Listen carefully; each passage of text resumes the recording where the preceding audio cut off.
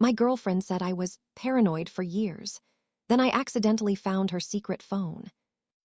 I never thought I'd question my own sanity the way I did in that relationship. For a long time, I genuinely believed something was wrong with me, that I was insecure, that I overthought everything, that I saw patterns where none existed. Because every single time I tried to talk about how I felt, I was met with the same calm, confident response. You're imagining things. I met her when life felt simple in a way that only makes sense in hindsight. We were both in our mid-20s, both convinced we were more mature than everyone else our age, both tired of games and casual dating. She was funny without trying too hard, observant in a way that made you feel seen, and incredibly good at sounding reasonable during disagreements. That last part would matter more than I realized. At first, everything felt easy. We talked for hours, texted constantly, spent weekends together doing nothing in particular and enjoying it. She remembered small details about me, asked about my family, listened when I talked about my goals. When she told me about her past relationships, she framed herself as someone who'd been misunderstood, hurt by emotionally unavailable people. I remember thinking how refreshing it was that she seemed self-aware. The first few months were great, the kind of great that makes you drop your guard without noticing. She started leaving things at my place, clothes, makeup, a toothbrush. It felt natural, like momentum instead of pressure. Friends told me I looked happier. I believed them. The first weird moment happened so casually, I almost forgot about it. We were sitting on the couch watching something forgettable when her phone buzzed. She glanced at it, smiled slightly, then turned the screen face down. I didn't think much of it at the time. Everyone gets messages they don't feel like responding to immediately. But a few minutes later, it buzzed again. Same reaction, quick glance, same small smile, screen down. I asked, half joking, "Popular today?" She laughed and said, "Just group chat nonsense." That should have been the end of it, and for a while it was. But little things started stacking up in ways that were hard to explain. She became very particular about her phone, always on silent, always face down. If I reached for it to change music in the car, she'd instinctively grab it first and hand it to me already unlocked, like a reflex she didn't even realize she had. When I noticed, I told myself I was being ridiculous. Then there were the schedule changes. Late nights at work that didn't line up with what she'd told me before. Plans canceled last minute. New friends whose names I heard once and never again. When I asked questions, she always had answers. Calm answers, logical answers. The kind that made me feel stupid for even asking. "You're reading into it," she'd say gently. "You've always been a little anxious. I wish you'd trusted me more." And the thing is, she wasn't wrong about one thing. I did start feeling anxious. Constantly. Not because of anything concrete, but because nothing added up cleanly anymore. It was like trying to solve a puzzle where every piece almost fit. I tried to talk to her about it seriously once. Told her I felt disconnected. That something felt off. She didn't get defensive. She didn't raise her voice. She sighed, looked genuinely hurt, and asked why I always assumed the worst of her. That conversation ended with me apologizing. That became the pattern. Every concern I brought up somehow turned into a flaw in my character. I was insecure. I was projecting. I was bringing baggage from old relationships into something that didn't deserve it. She'd reassure me just enough to keep me grounded, then subtly remind me that the problem was my perception, not her behavior. Over time, I stopped bringing things up. Not because the feeling went away, but because I was tired of being wrong. Months passed like that. Externally, we looked solid. We posted pictures together. We talked about future plans. We discussed moving in together eventually. Internally, I felt like I was constantly walking on mental eggshells, second-guessing my instincts, wondering why being in a relationship made me feel more alone than being single ever had. The turning point came on a night that should have been completely ordinary. She was in the shower, running late for work, and asked me to grab her phone from the bedroom so she could check something quickly. I picked it up from the nightstand. As I did, I noticed it wasn't the phone I recognized. Same model, same case. Different lock screen. For a moment, I genuinely thought I grabbed the wrong device. Then it buzzed in my hand. A notification popped up. A name I didn't recognize. A heart emoji.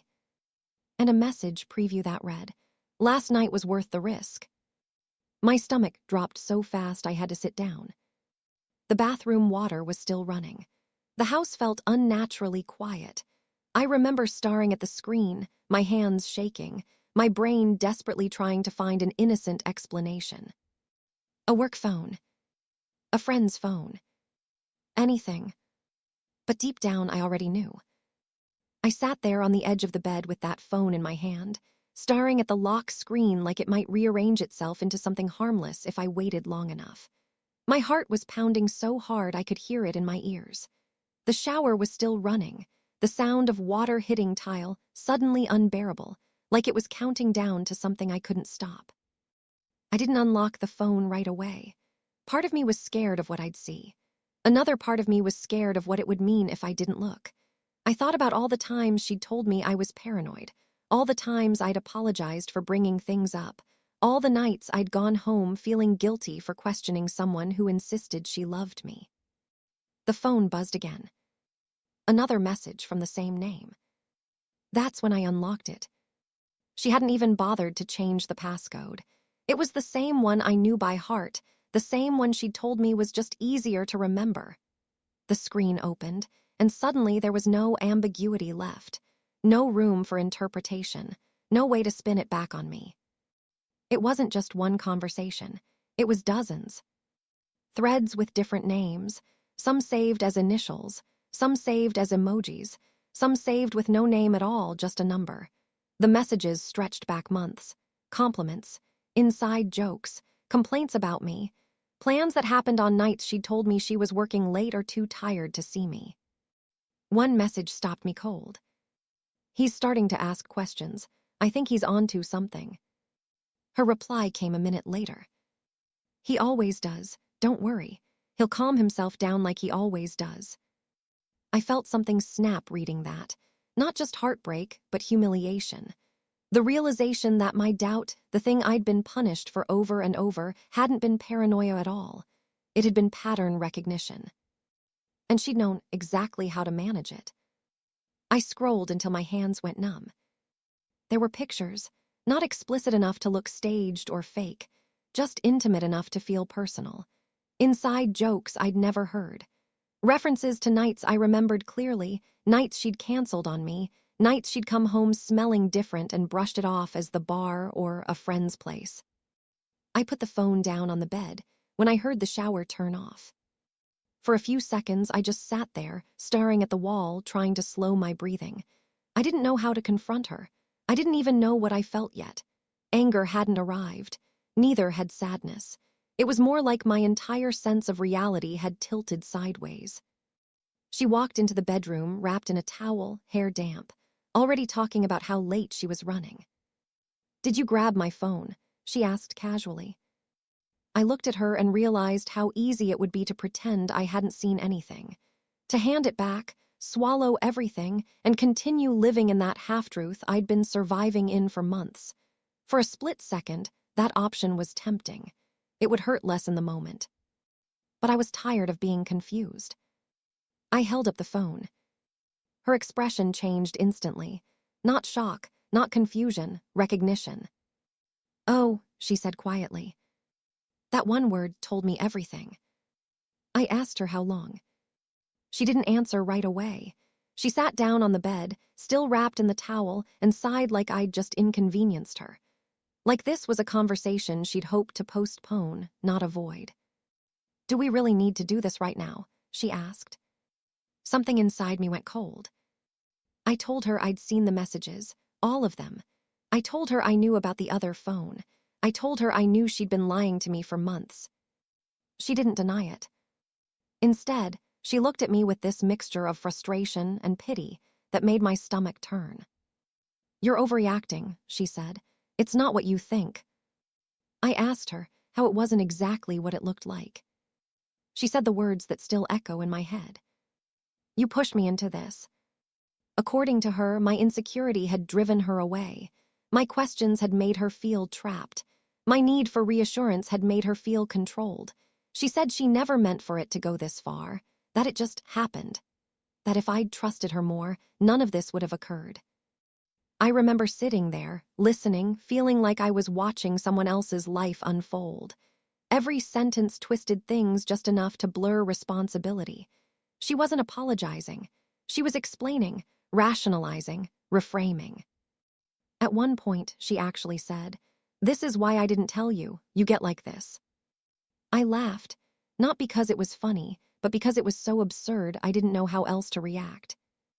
I asked her if she ever planned on stopping. She shrugged. I was figuring things out. That was it. No tears, no begging, no real remorse. Just options. I told her we were done. She didn't argue. She didn't fight to keep me. She just nodded and said, "I figured this might happen eventually." Eventually. That word hit harder than anything else she'd said, because it confirmed what I'd been afraid of all along. She'd been preparing for this ending while I was still trying to save the relationship. I left that night with a bag of clothes and a head full of questions I knew I'd never get real answers to. The weeks after were worse than the discovery itself. I replayed every argument, every apology, every moment where I'd been made to feel small for noticing inconsistencies. I realized how carefully she'd trained me to doubt myself, how every concern I raised had been turned into evidence against my character, how slowly and quietly I'd been conditioned to accept confusion as normal. Friends reacted in different ways when I told them. Some were angry on my behalf. Others admitted they'd noticed things but didn't want to get involved. A few told me, gently, that they'd worried about me for a while, that I'd seemed quieter, less sure of myself. That hurt more than I expected, because it meant I'd been disappearing long before the relationship ended. It took months to feel like myself again, to trust my instincts without immediately questioning them, to stop apologizing for asking simple questions. I learned how dangerous it is when someone makes you feel like your perception of reality is the problem. If there's one thing I took from that relationship, it's this. Someone who is truly honest doesn't spend years convincing you that your intuition is broken. Love doesn't require you to constantly doubt your own sanity. And the moment you feel like you're always the one apologizing just for noticing patterns, something is already very wrong. I wasn't paranoid. I was being lied to. And she knew it the whole time. The strange thing is that even after everything was out in the open, even after I walked away knowing the truth, the doubt didn't disappear immediately. For a long time, I still caught myself wondering if I'd exaggerated things in my head, if maybe I'd misunderstood the tone of those messages, if maybe her explanations, as twisted as they were, had some kernel of truth buried inside them. That's what prolonged manipulation does to you. It doesn't stop working the moment you leave. It lingers. It whispers. It makes you question your own memory. There were nights I lay awake replaying conversations from months earlier, dissecting every word, every pause, every look on her face. I tried to pinpoint the exact moment everything shifted, the moment she stopped being present and started performing. The problem was, there wasn't one moment. There were dozens. Small ones. Ones I dismissed because I loved her, because I wanted things to make sense, because I didn't want to believe someone I trusted could be so deliberate in misleading me. What hurt the most wasn't even the cheating itself. It was the realization that she'd known the entire time how much doubt hurt me, and she used that knowledge against me anyway. She knew my history. She knew I'd been in a relationship before where I'd been lied to. She knew how much I valued honesty, how seriously I took trust, and instead of protecting that, she weaponized it. She learned exactly how to calm me down when I got close to the truth, exactly which phrases made me retreat, exactly how much reassurance to give so I wouldn't dig any deeper. When I finally accepted that, something inside me settled. Not in a peaceful way, in a heavy, grounded way. I stopped waiting for closure. I stopped hoping she'd reach out with a real apology, one that didn't include excuses or blame shifting. I stopped imagining a conversation where she'd suddenly understand the damage she'd done. That conversation was never coming. And more importantly, I realized I didn't need it anymore. The hardest part of moving on wasn't forgiving her. It was forgiving myself. Forgiving myself for ignoring my instincts, for apologizing when I shouldn't have, for confusing calm manipulation with emotional maturity, for staying quiet just to keep the peace, for believing that love meant constantly proving I wasn't the problem. That forgiveness took time. Slowly, I started noticing changes in myself. I spoke up more. I trusted that uncomfortable feeling in my gut instead of immediately dismissing it. When something didn't make sense, I allowed myself to say so without cushioning it in apologies. I realized how often I'd shrunk myself just to avoid conflict and how exhausting that had been. Dating again was strange. At first, I was hyper-aware of everything, every delayed response, every vague answer. I had to relearn the difference between intuition and fear, between patterns and projections. That wasn't easy, but it was honest work, necessary work. And with time, I understood something that completely reframed the whole experience. People like her don't just lie to hide actions. They lie to maintain control. The cheating was a symptom. The real damage was the erosion of reality, the slow reshaping of truth until I no longer trusted my own perception. That's what broke me. And that's what eventually rebuilt me. If you're reading this and something about it feels uncomfortably familiar, I want you to hear this clearly. Constantly feeling confused in a relationship is not normal. Feeling like you're always the one explaining yourself, apologizing, or doubting your memory is not love. Someone who cares about you doesn't need to convince you that your concerns are imaginary. Your intuition doesn't scream, it whispers. And when you spend enough time ignoring it, you don't lose it, you just lose trust in yourself. I didn't find that second phone by accident. I found it because some part of me already knew something was wrong. And next time, I won't ignore that voice.